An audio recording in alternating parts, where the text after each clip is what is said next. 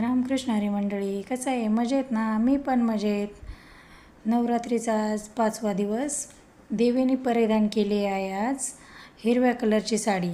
नवरात्री ही का साजरी केली जाते हे तुम्हाला मी सांगते. नाही, देवीचा आशीर्वाद म्हणून हा नवरात्र साजरा करतो. ह्या तिघी कोण तर त्या मी तुम्हाला सांगते. पहिली त्याला जन्म देते ती, दुसरी त्याच्या जन्मात येते आणि तिसरी ती त्याच्या घरी जन्म घेते ती.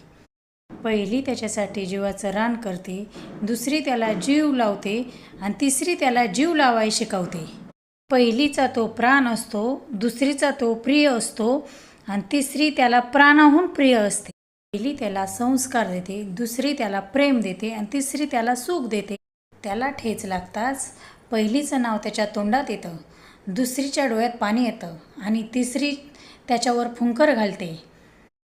पहिलीचा तो बाळ असतो, दुसरीचा तो नवरा असतो आणि तिसरीचा तो बाप असतो.